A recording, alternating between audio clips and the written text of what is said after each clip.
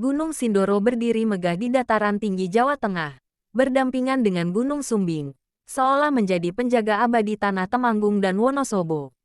Banyak orang mengenalnya sebagai tempat pendakian, namun tak banyak tahu bahwa gunung ini menyimpan fakta-fakta menarik yang jarang diungkap. Salah satunya adalah keberadaan jalur pendakian kuno yang diyakini pernah digunakan para pertapa kerajaan Mataram untuk bertapa dan bermeditasi. Arif Kurniawan, seorang peneliti muda lulusan geologi UGM, memutuskan untuk menyusuri jalur tersebut setelah mendengar cerita dari sesepuh desa Kwadungan. Ia bukan sekadar pendaki, tetapi juga pemburu kisah-kisah yang terlupakan oleh zaman. Dengan peralatannya yang sederhana namun lengkap, ia mendaki sendirian untuk mencatat jejak sejarah yang masih tertinggal di Gunung Sindoro. Saat ia tiba di sebuah batu besar yang disebut warga setempat sebagai Watu Tulis, Arif menemukan goresan aneh pada permukaannya. Goresan tersebut menyerupai huruf Jawa kuno yang belum ia kenali sepenuhnya.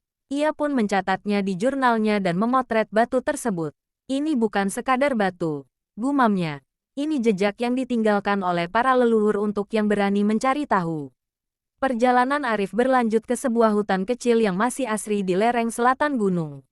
Menurut penduduk setempat, daerah itu dikenal sebagai Alas Sigrong, tempat yang dianggap angker karena sering terdengar suara gamelan di malam hari.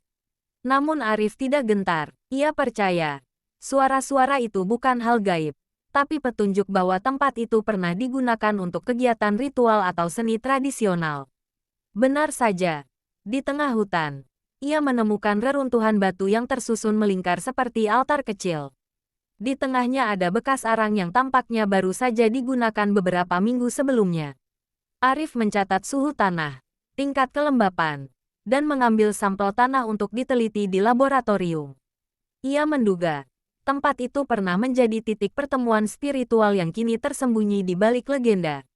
Waktu menjelang sore, dan kabut mulai turun.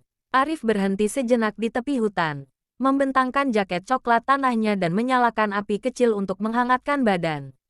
Kamera tuanya tergantung di leher, berisi puluhan foto yang mungkin akan mengubah cara orang memandang Sindoro. Setiap gunung menyimpan rahasia, tulisnya di jurnal, dan hanya yang sabar yang akan mendengarnya. Di malam terakhir sebelum turun, Arif berkemah di dekat kawah Jalatunda. Kawah kecil tak aktif yang diyakini sebagai titik semburat energi tanah. Saat langit cerah, ia menyaksikan bintang-bintang seolah menari di atas puncak Sindoro. Dari kejauhan, samar-samar ia mendengar suara seperti lonceng, bukan dari sapi, tetapi nyaring dan